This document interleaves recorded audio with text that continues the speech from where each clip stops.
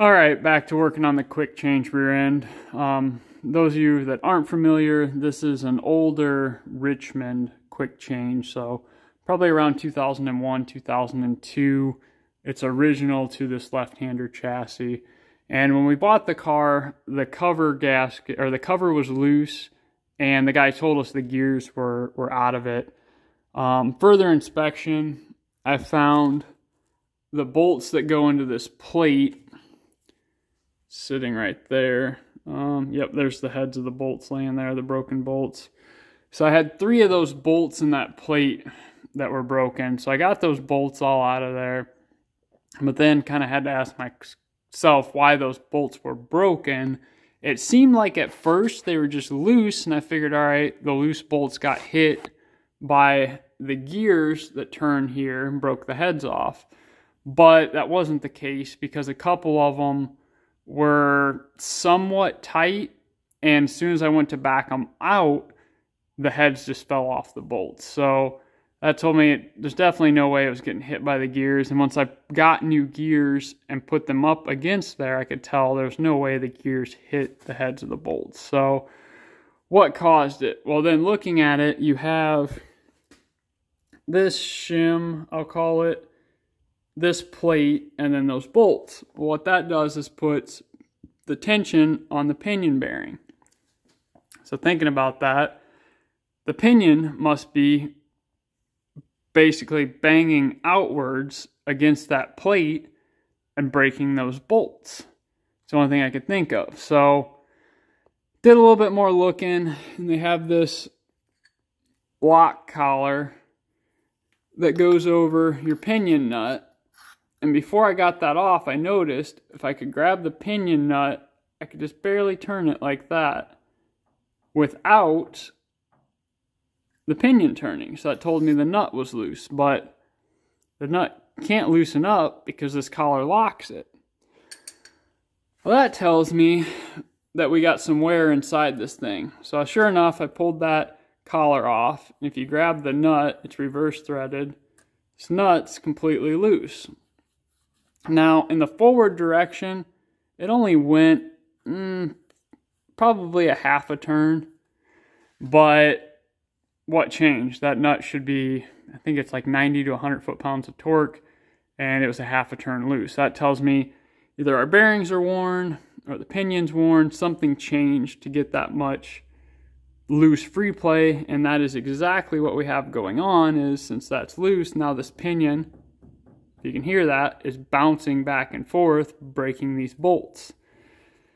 So once I got all that figured out, I knew, unfortunately, there's not going to be any good news from this point forward. So there's an inspection hole over here. It took me a minute to figure out how to get it apart. Let's see if I can show you guys right there. I'm going to try to show you guys what I found. And honestly, what I expected is just not what I was hoping. It's going to be really difficult. But there you go. If you look at that top pinion gear, you'll see that crack and all those chatter marks.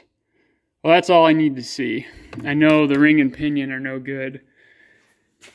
So now the next step is going to be to pull this rear axle housing out and rebuild our first quick change. So this is the first one we've ever had. Unfortunately, we're not starting off on good notes because it's pretty wore out and it's going to need rebuilt. But what better time to learn than now? So we'll have a fresh unit when we're all done. The next thing I'm going to do is go ahead and pull this thing apart and figure out how to rebuild it. I know a little bit, but I definitely don't know a lot. This is definitely the first one I've ever messed with. So excited from that standpoint. I'm going to learn a few things on how to rebuild this, but a little disappointed that this one's so worn out, but it is what it is. I'm going to get it ripped out of here and then get it torn apart probably tomorrow, maybe even the next day. Once I get it all apart, I'm going to try to locate all the parts to rebuild it, and then we'll get those on order. But like I said, it is what it is. It definitely could be worse. This is the left-hander late model chassis that we bought. So I am excited about it, but like I said in the other video, we're gonna find problems. It's gonna be a lot of work.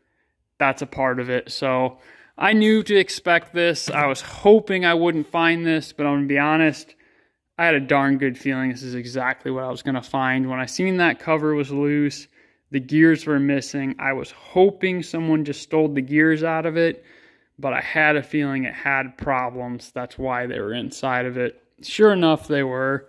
But on another note, I did get the engine out of the old limited late model car, so I'm going to be going through that pretty soon. And then the transmission as well. I got some parts ordered for the transmission.